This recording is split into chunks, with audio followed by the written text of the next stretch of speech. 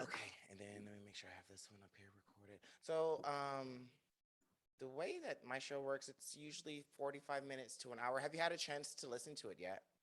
Yeah, I've actually got to listen to some snippets. I didn't get to do the full episode, but I really like the format. Awesome. Which So episode? Whose episode did you listen to? I listened to whatever the last one was. I'm not gonna lie, I just Oh, threw that it on was the Josh.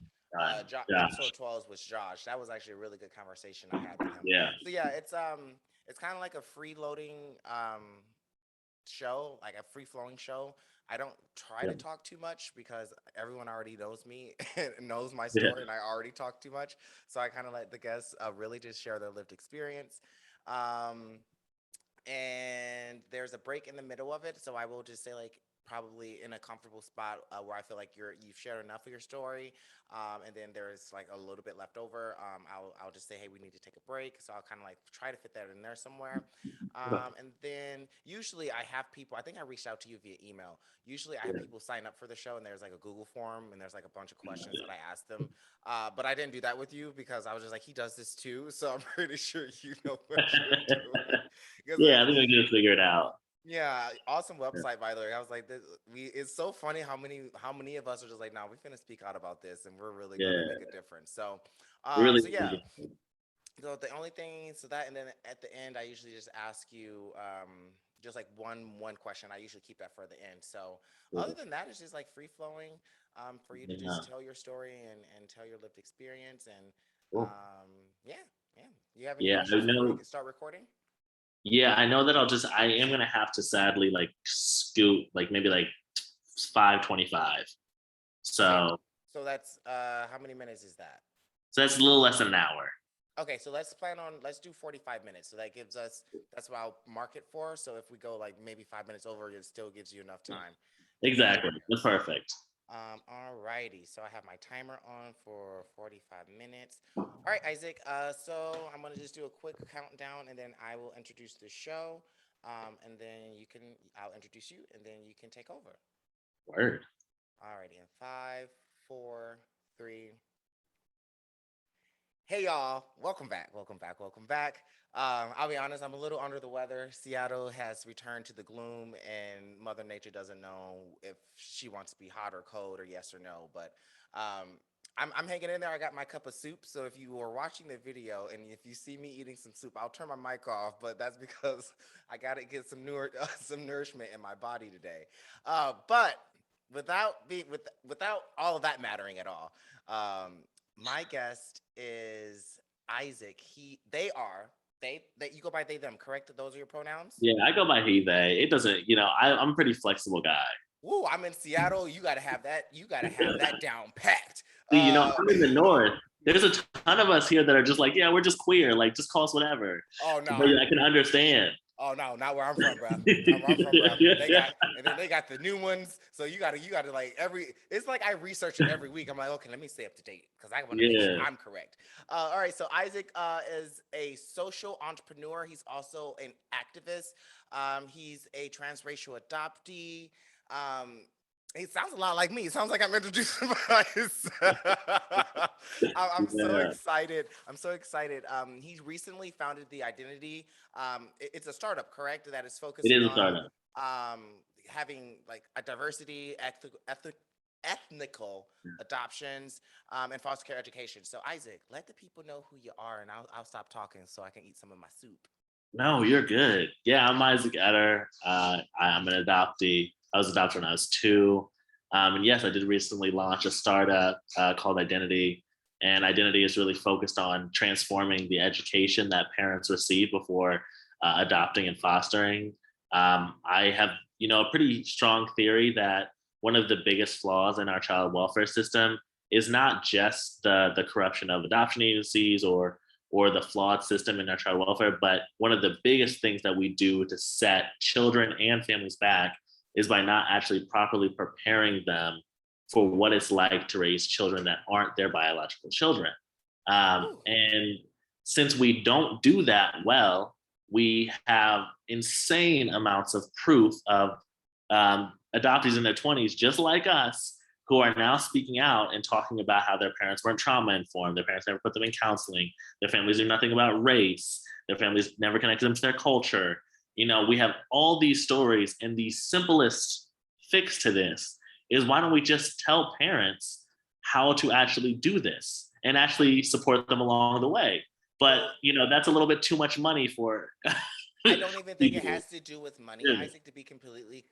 I mean, for me personally, yeah, I give out a lot of my information for free. Like I have a, right. well, they just took my TikTok again like yesterday, but I'm so tired of them taking my TikTok, y'all. But I have like my YouTube, this Yeah, podcast. I have a lot of things that are free for them. What I yeah, think it is, it's the same reason why they don't want to teach critical race theory.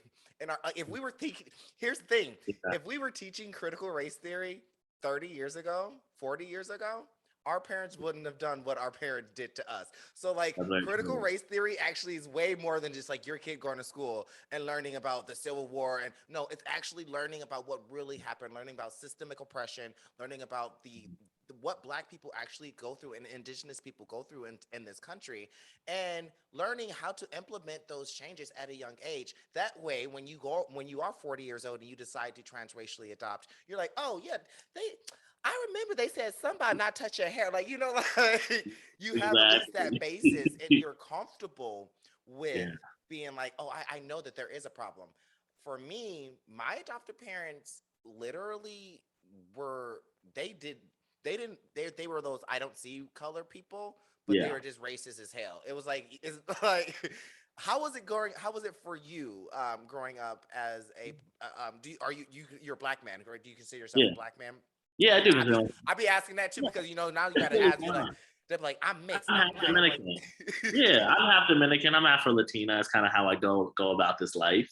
okay, Um, yeah, no, my parents weren't overtly racist. I would say that my parents were just ignorant. You know what I mean? They were the very typical. Grew up in an all white community. Grew up in an all white church. but you know Uh, what? Almost, I always ask myself, what's worse, almost being ignorant or being yeah, racist? Because my parents were willfully like racist, yeah, but they but, would teach me like, don't be like this black. Like they would teach me things I yeah, didn't want to be. But then at the end of the day, I'm like, oh, but that's culture. Like, don't use ebonics, don't yeah, twerk. I'm like, but that's like actually like that's my culture. So, but if your yeah, parents are just ignorant, they're not teaching you what not to do. So if you don't know yeah. what not to do, then you don't even know kind of what Exactly. to do. If that makes sense a little bit. No, 100%. I grew up very much in the dark about what even being a black person was. Like there was no cultural connection anywhere. I was actually just telling the story. Identity. We have this learning community for adoptive and foster parents, and Kevin Hoffman was just giving a webinar, and we were just talking about some of our childhood experiences. And I was telling him how, for the longest time, I couldn't even imagine myself as an adult because I knew nobody else that was black. And so every time I thought of myself in the future, I always thought of a white man. Like even as a kid, I just assumed that I would somehow magically turn into a white I'm man. sorry to laugh. No, it That is shit, funny. that shit But I is remember funny. being a kid and thinking, oh, just over time, it'll just, I Over get time, you know what's funny? So I it. got adopted when I was Yeah, 9, so a little bit. I knew I was black. yeah, It's kind of hard to not know that when you're 9, but yeah, that starts to that happened yeah, mentally for me. I forgot that I was black. So by the yeah, time I ended up in college, or I was a homeless teenager and going to college, I was like, why are these people treating me this way? And I was like, but I'm like because when you grow up with a certain amount of privilege that because you've been touched by white hands of your adoptive parents, you're just like, oh, this is how I get treated. Like, oh no, no, no, yeah. you are a Same black man. Welcome experience. to America. So, Isaac, what Yeah, you got adopted when you were 2 years old. Your parents were, from what it seems like, they tried their best. Their yeah, impact, absolutely. their intention was there, but like we always say, intentions versus impact, and we don't know which one's always better. But as long as you have great intentions, um, Yeah, what do you suggest for parents that are like your parents, yeah, like they're not ill meaning, but like they may not necessarily even know that they have to even educate themselves. right. What would you say to them? Yeah, I mean, the biggest key I think to um, kind of starting this process is to really understand bias. That's always where I start. I own this company called Eder Consulting. For the past 3.5 years before Identity launched, I was just going into adoption agencies and doing talks and telling my story and doing these trainings for prospective transracial adoptive families.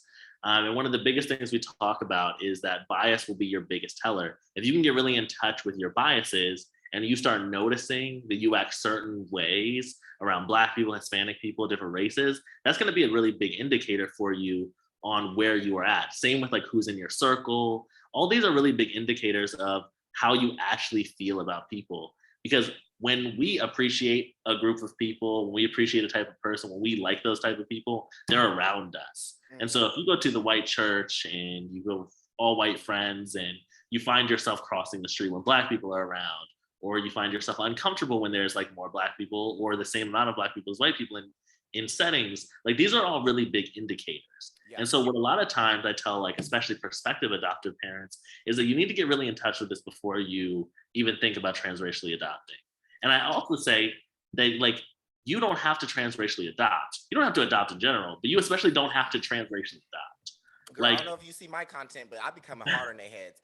I'm not saying that white folks should leave Black kids alone, but white folks should leave Black kids alone. And a lot of people be like, but they're gonna suffer in foster care. And I'm like, that might be true. But right. at least they like there's a certain amount of trauma, especially in my research and my experience, especially with transracial adoptions. If the adoption is disrupted or fails, that's even worse for that Right. child of color. It's not like not saying that if I was white it would be easier, but it would be a little bit easier Yeah. because Oh being yeah. in society now as a Black man, a Black teen with no one to lean on, your choices are drugs, sex work, and that's why we have so many foster youth, especially Black foster youth, that end up abandoned or were adopted and returned and end up in sex work. And I think it's very important to let these people know, like, if you aren't willing, this is why I tell my adoptee, potential adoptive parents, okay, you want to adopt a child of color. Are you willing to move to their neighborhood? Right.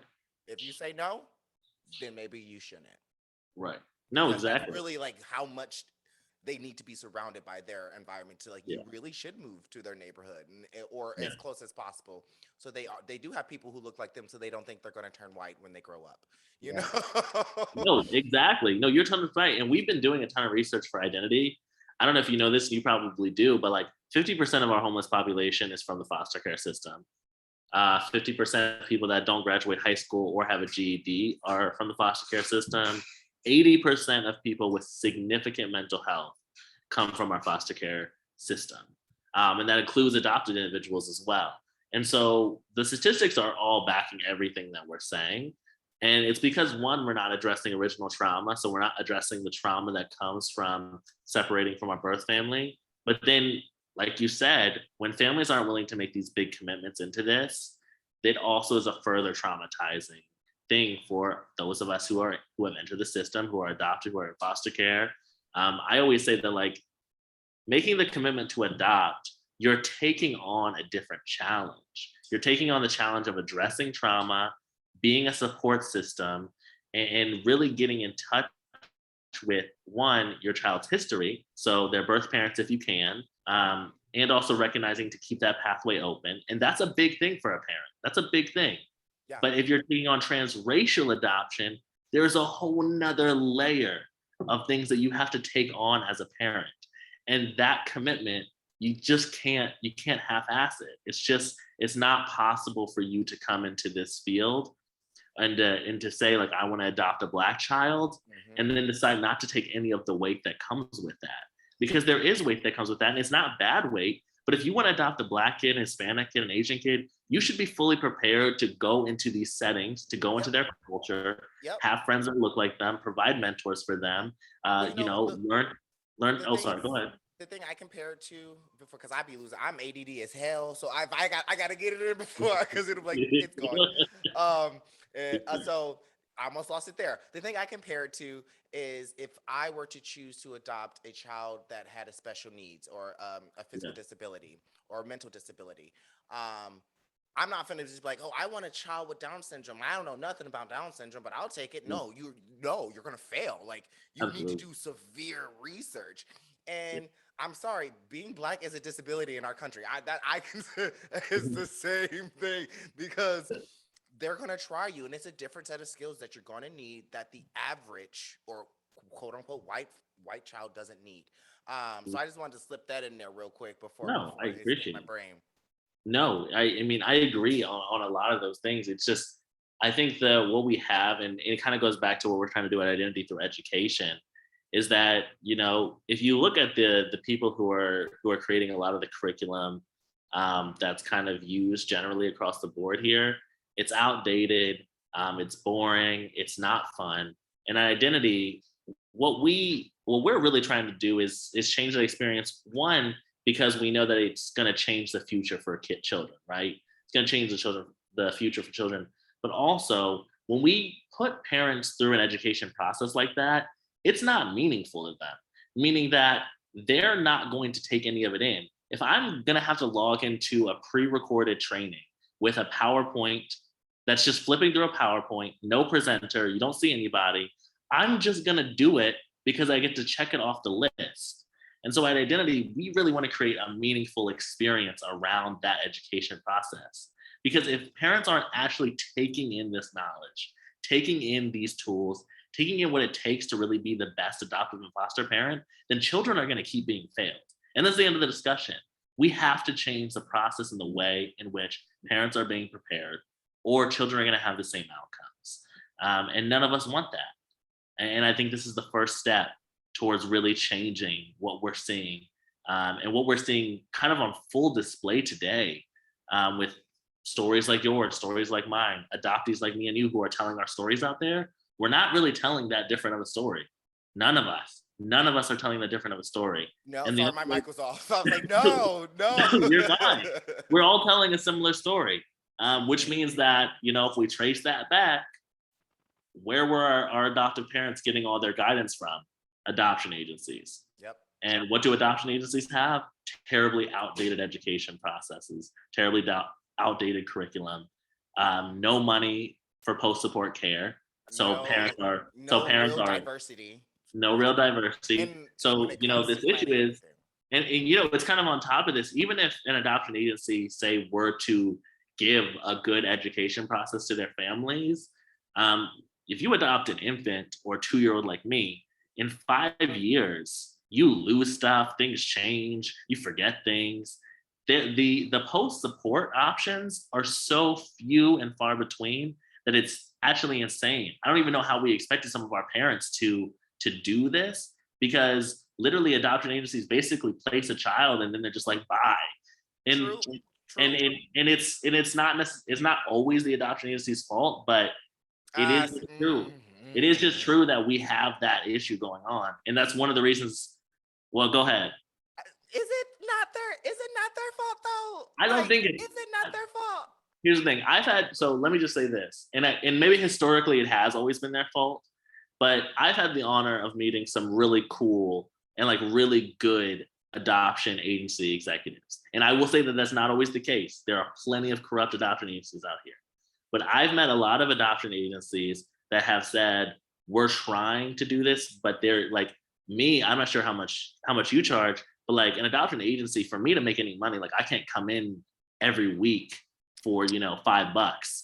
You know what I mean? I And that literally was the have budget. I was just Yeah. talking to so I got asked by NPR to do a talk, and then I was like, great, do you have an honorarium? Like, what is your budget? They're like, oh, we don't have a budget. I was like, you're NPR. Like, what, get out Yeah. of my face. And then and then yesterday there was this doctorate student. She's a black woman, older black woman, and she is doing her dissertation on LGBTQ youth in the foster system, and for it's like hyper focusing on black men.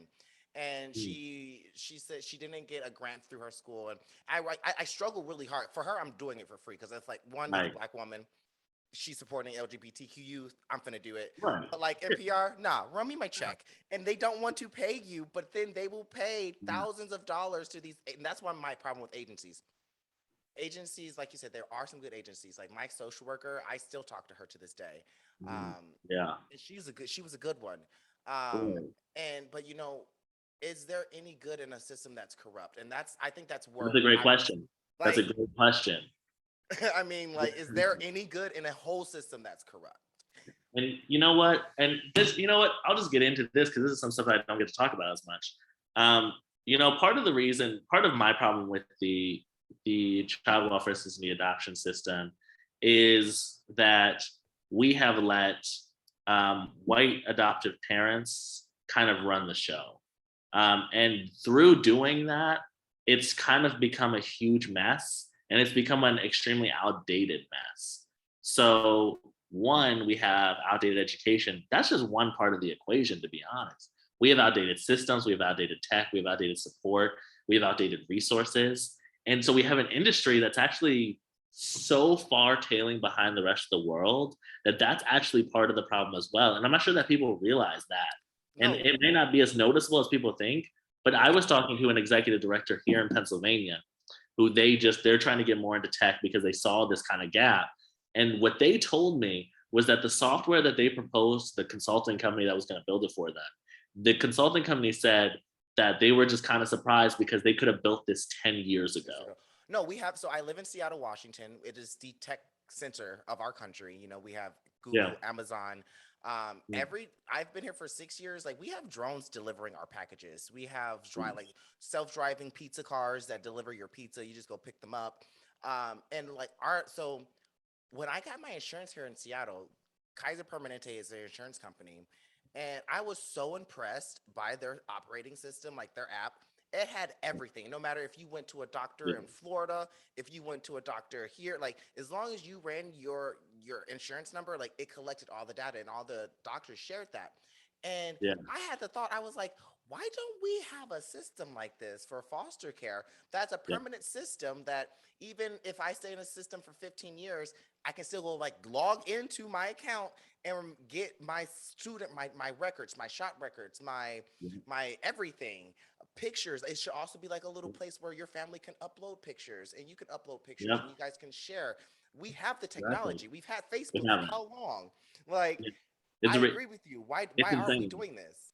And you know what? I think it's a mix of a couple of things, but I think one of the biggest things is kind of what I touched on, which is that if you let an industry be run by kind of like older white parents who are a little bit slow, not to say that they're slow and like slow mentally, but it's just like they are slow in terms of innovation. Just historically, the foundations, the bigger foundations we have in adoption are slow in innovation. There is not an innovation. There is not somebody in child welfare that is innovating. And what we need is innovation. And we're not seeing it. And it's part of the reasons that children are continually being failed in ways that they don't need to be failed. Like we shouldn't be losing children in the foster care system. It should be impossible to lose them. Like we shouldn't, it But they shouldn't get be, lost left and right. Like it's they get nobody's lost left business. and right. Like it's Exactly. You're nobody's totally business. right.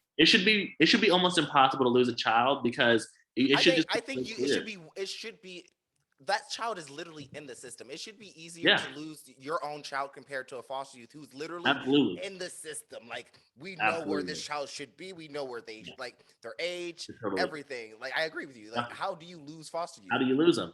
And so it's because we're and I it makes me it makes me question a lot of the people that we have out here advocating for child welfare. Because really, if you're advocating for child welfare, you would advocate for a lot of these things because they're not hard. And it's just an honest truth.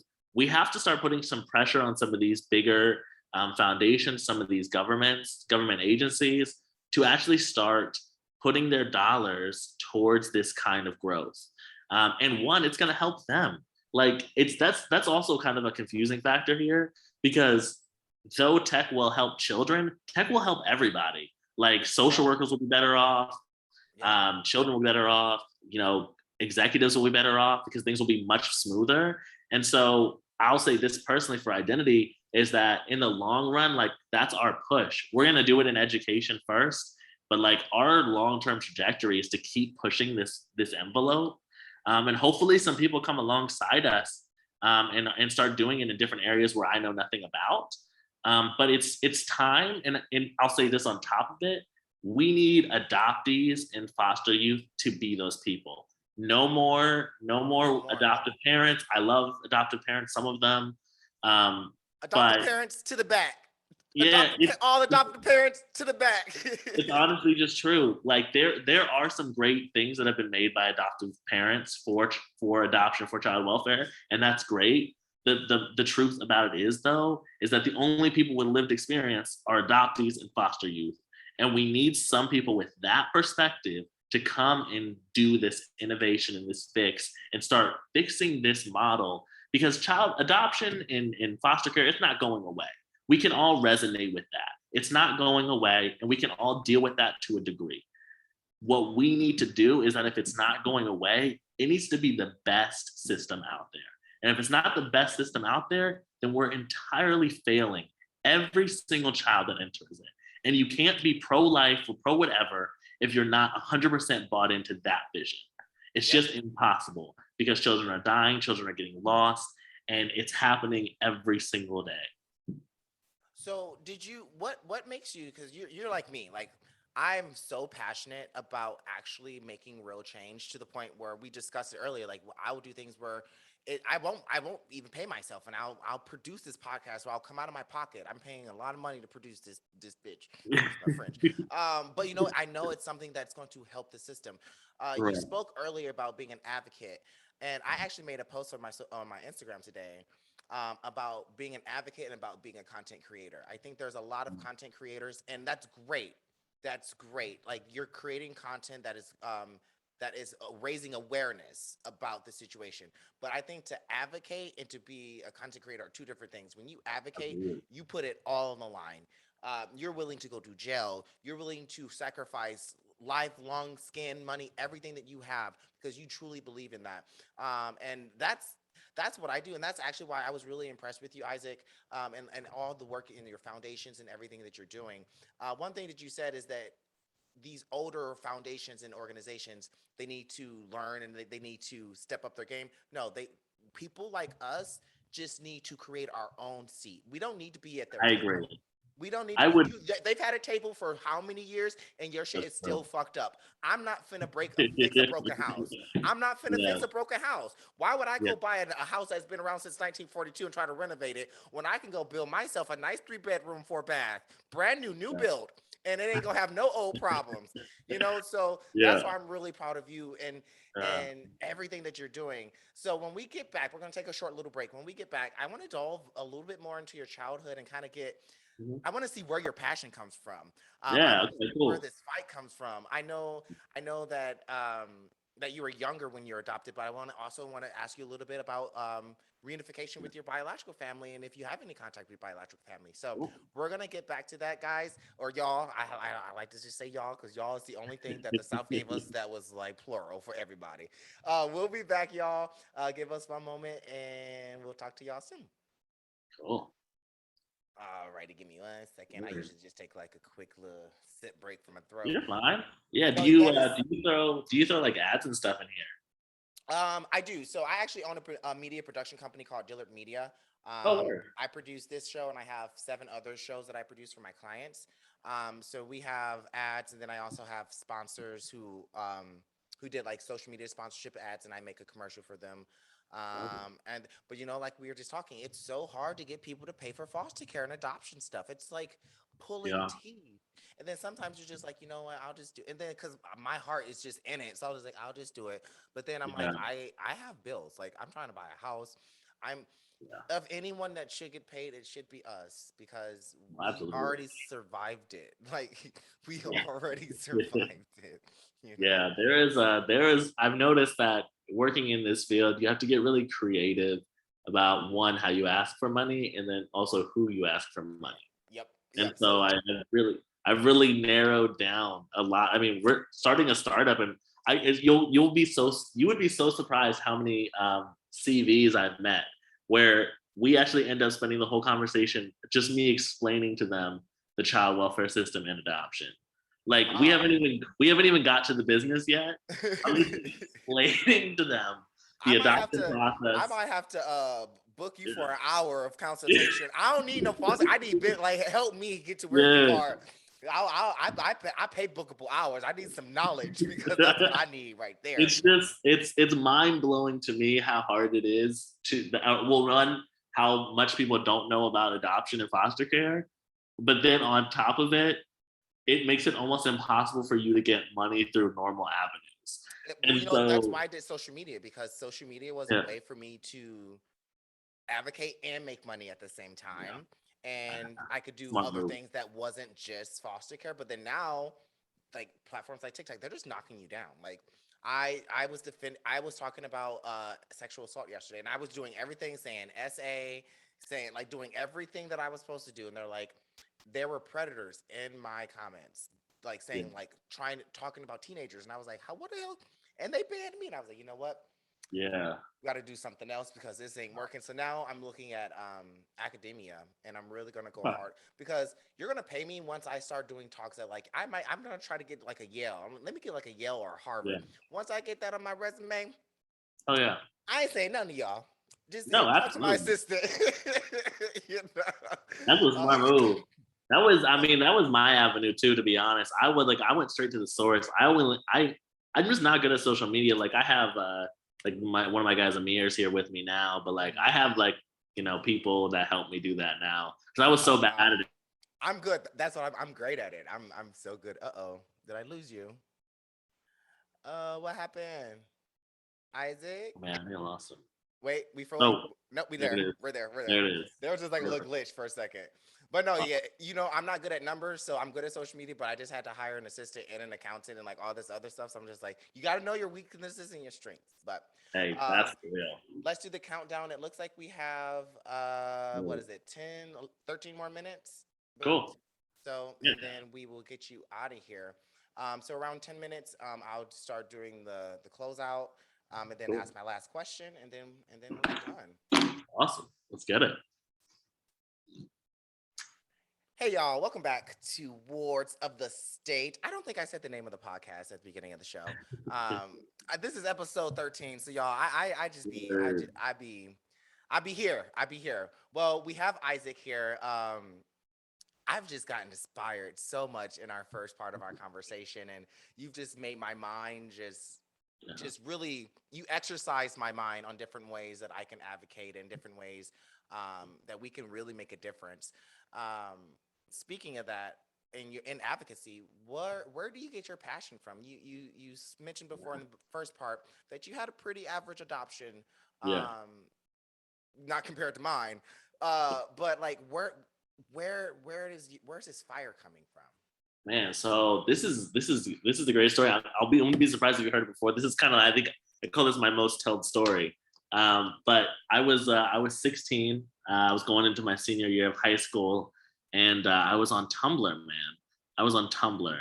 I'm not sure if you were a Tumblr kid. I was hardcore Tumblr. I was like emo, like writing poetry on Tumblr kind of guy. Yeah, I didn't get see Yeah, Tumblr and Twitter, those type yeah, of blog type of social media is yeah. not me. I like video social. I Really. like I'd like to be in front of people talking. So Okay, cool. wasn't a Tumblr guy. I went from Tumblr to Twitter, and I've never left Twitter. I But hate Twitter. I hate Twitter. yeah, exactly. It's personalities. But yeah, I'm 16. I'm in my basement, so I lived in my parents' basement. It was like, it was like cool. It wasn't like bad basement.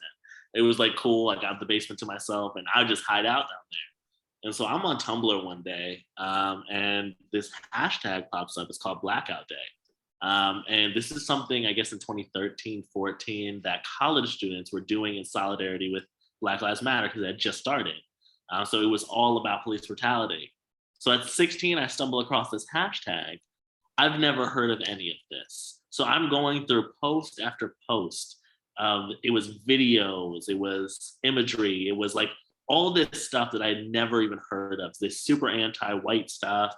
Um, and as a 16-year-old who, like, the only Black people I knew were also adopted, I'm just like, what is this? Like, and I remember it was hours that I just kept scrolling through this. And then it just became like this secret. Like, it just became this secret world that I tapped into. And it's like, I remember, like, I got attracted to Black women for the first time. I was having all these experiences that I didn't know Black women. So, like, I just was just kind of learning about this life for the first time. Going through my senior year of high school. And it was a secret world that I lived in my whole senior year of high school. And I remember I was having all these questions like, oh man, I wonder if any of this is real. I wonder if racism's real. I wonder, Ooh, like, ooh. yeah, I remember I was literally thinking Sorry. stuff like this. And I remember thinking, like, if this stuff is real, then what does that mean about, like, my parents, my family? Like, what is it? What, like, I just, like, couldn't, there was nowhere for me to go with this. I can't fathom, like, you're blowing my mind, Isaac, Yeah. because I know a little bit how you feel because I Yeah, that got put into me after my yeah, adoption, but I already knew like there was a beginning. Like I knew like I you had even a at a young base. age, I grew up in the inner city of Detroit in Muskegon. Like I knew what racism was at like six Yeah, years old. But that's because I exactly. was in a police car at like 6 years old. So Mm, but it's like blowing my mind that a black man has not even met a black woman at 16 years old. yeah.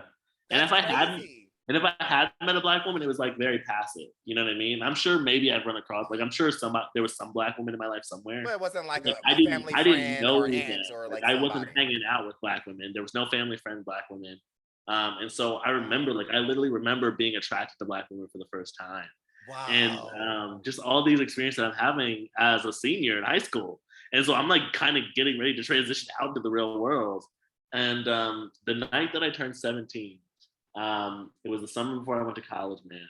The night I turned 17, I had all white friends at this point. You know, I had some friends that were adopted that were black, but my best friends were all this group of white people, and I was dating a white girl at the time, and me and my two best friends who were two white men, we went on like a walk late at night. Like we were homeschooled, like I was homeschooled. So we were homeschooled kids, like we were doing just homeschooler shit. And we were Wait, you going were on, homeschooled yeah, I too? was homeschooled too, Oh, man. Whole damn. dirty, whole dirty. Uh, We didn't see um, nobody else. yeah.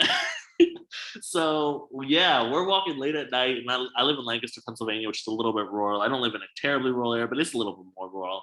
There's farms nearby, and we're on this walk, and we're coming down this long hill. And at the top of this hill, so if we're here, to the top of the hill, there's a cop car that comes around, like it's like flashing around like a spotlight, like it's looking for somebody. I didn't even know cop cars had these. And so we're just like, whoa, maybe somebody complained, like somebody made a noise complaint about us because we're just, we're kids. So we start running, and as we're running, one of my one of my friends yells out, "It's all right. Isaac's the only one that's gonna get in trouble." And it was right then. That was my moment. Like that was the moment that everything set in for me. Yeah, yeah. And so like all that stuff that I was reading on Tumblr, it just all instantaneously became real. And I realized that everybody around me knew. I was like, if my 17, 16-year-old friends know this, then everybody in my life knows. Hmm. And so it was like this instant activation into a new me. And that's how I went to college. And I went to college, just like with all this stuff like heavy on my mind.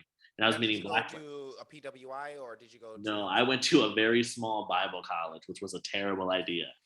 You just wait. You was The not. story just You were it not trying to compiles. help yourself at all. the story compiles until I break free. It's very interesting. It just gets worse and worse until I just No, it really does. It really does. Okay, yeah. okay. And so I went to this small Bible college. There's like 10 other black people on campus. And so not like that. I think that is including professors. I think there's probably like 8 black students and like 2 black professors. And this is where I meet my first like black friends. And I go into college, and I don't know how Christian you grew up, or if you grew up at all Oh, Christian. I grew up Okay, Christian and then deep got you, Catholic, deep got you. Catholic. So I'll run some terminology by you. You know about outreach work. Mm-hmm. Yeah, Okay, like so missionary work. Like you yeah, go. like missionary stuff. So all the it's basically like Christian social justice work, but they don't want to call it social justice, right? Mm-hmm. And it's usually not that helpful. And it's usually Um, towards abortion. That's what our outreach was. We were just like yeah, harassing women going to get an abortion. That was our outreach. gotcha. Mine wasn't that terrible, but I was in this program, and they took us to South Carolina to go to this church to learn about outreach work. And their outreach was actually pretty good. Like, of all the churches that I've ever seen do outreach, even though I'm not very religious at all anymore, I am still impressed by what this church did. They went to like sexual abuse clinics, they went to like homeless shelters, they talked about foster care. And so it was like really eye-opening. Like, so I had this whole race experience, and then I'm in college and learning about outreach, and I'm learning about all these social issues for the first time. And my life just took a 180. Like, I was really into music. Like, I thought I was gonna go like manage bands or like songwrite for a career. Like, I've been writing music since I was like 8 years old, and my life just took like a 180. And I was like, yeah, I'm just gonna do this kind of stuff. Like, I was like, I just kind of knew like this is what I'm supposed to do. And we're not even at adoption yet. We're just at like race and social justice. Wow. And so, yeah. I did that. I went and worked at an inner city camp because of a mentor. That was cool. And then my sophomore year of high school, that's when everything like kind of went to hell. Do you remember Terrence Crutcher, the murder by police? This was 2016.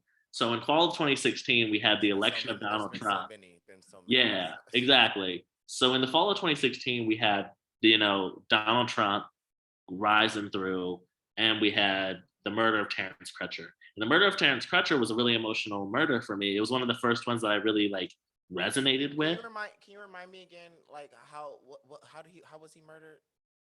He was killed by police. So he was Okay. on the highway, and I think I remember. it was a I weird think I one remember where that. like they kept saying he moved, but he doesn't look like he moved in the video. It Yep. was a very weird, like definitely cops in the wrong situation. Um, and so I'm 18. I'm 18 now. And the Terrence Crutcher murder happens, and for the first time, I'm actually really resonating with this. Like, first time I'm like kind of like aware of racial issues, and there's a murder that happens, and I'm realizing that nobody's like around me saying anything about it. Like, so nobody really seems to care, but I care a lot. And so I remember I made like a post about it, and I think I shared this article. This is the funniest thing. I shared an article that said Jesus wouldn't have shot Terrence Crutcher. It was an article somebody wrote. It wasn't me. And dude, instant backlash. Like family calling me asking what was going on, church members calling my parents asking what's going on. People at my college were like, "When did you turn black?" Like we were having like, What? yeah, yeah, like the world collapsed when I started to talk about race. And I'm at this small Bible college. Donald Trump is about to be president. Like, there's all this stuff happening around me, and with my parents kind of freaking out and not understanding, it was a very hurtful instance. And so I just said, kind of fuck it, and I dropped out of college and I moved to Georgia. And that's where like that's I Oh, got people. oh, you moved Yeah, to Georgia? I moved to Georgia. So Yeah, I moved to Florida right when I was got you, in college. So got I you. know what you got exposed to You with a know, you know, quickness, with a quickness. So when was the with the first time? When was quickness. the first time that a white man called you the N word to your face? You know I was what? I was at Panera Bread making a sandwich, and I was working. I was 17 years old, and he said, "N word, get my." And I'd made it wrong. He said, "You got my sandwich wrong, N word," and gave it back. I looked at my boss, Dude, and my boss was like, "Did you get his sandwich wrong?" And I was like, "I think so. I'll remake it." And then I was just like, "Oh, we're in a whole new ball game. This is a ah, whole new ball game." you So went. yeah. See, I was strategic. I was Atlanta and Athens. Oh, So see, yeah, that was nobody was strategic. nobody was calling me the N word and thinking that they were getting away with it. Oh, not in Atlanta and getting away with it. No. I was in people like to call it Northern Florida. I call it Southern Alabama. It's the Got swamp, you. Gainesville. Yeah, I know it's exactly where not you're talking about. Miami. It's not Orlando. It is the swamps. Okay. Mhm. I know exactly where you're talking about. No, thankfully, nothing like that happened to me, but enough stuff happened to me in college to just be like, okay, I just don't need it. Hmm. But I just reinvented, dude. Like I became a whole new person. I was like this. I remember the last thing I wrote in my journal before I left for Georgia was I have to start over. I have to start completely with. I think it literally says I have to start as a blank slate, and I have to erase all of that I was and just start over. Let's start And over. I left with that in my head. Was just like that. We got to forget everything that was taught to me, every part of who I was, and I got to go figure this out for real So now, because we had. How is that with your adoptive parents? Now that you figured all this out, are they accepting of Yeah. it, or are they just like, "Cool, No, thank you"? Like, yeah, what's my parents did their own transformation, which was really beautiful. Not all children are really that lucky, and I have to say that like it is lucky that my parents decided to go through that journey. While I was in Georgia, my parents did their own research. I awesome? actually, we one of my mentors, I think he was one of two black professors at the college that I went to. One of them ended up becoming one of my mentors at the college because he was the only place I had to go and vent about all the racism that I was experiencing. He Mm. actually ended up mediating a lot of fights between me and my family towards the end of my time before I moved to Georgia. And so, kind of with his help and my parents doing their own like learning, my parents ended up kind of like really kind of speeding up and like kind of understanding that they didn't like want to lose me as like a child and as like, as their child like in this process. And so they read a lot of books. We had a lot of really good conversations after I moved back, and they've changed. They've been really extremely supportive. I I love know it's that. hard, but they've been really supportive through this process. It's been one of the things that I think has helped my career kind of excel is that like I'm able to kind of include them in this.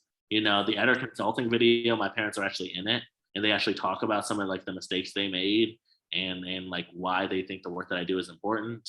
And Damn. so we've been able to like really mend, and it's helped. Like, I mean, my family has changed so dramatically because of this journey. Like my sister did one of her senior speeches on Malcolm X. You know, my sister's like a skinny white girl, you know, and so it's like just like watching the transformation and how it's trickled down to my family has actually been pretty incredible. And You I think know, it's a testimony to what happens when we actually get parents in gear and in line.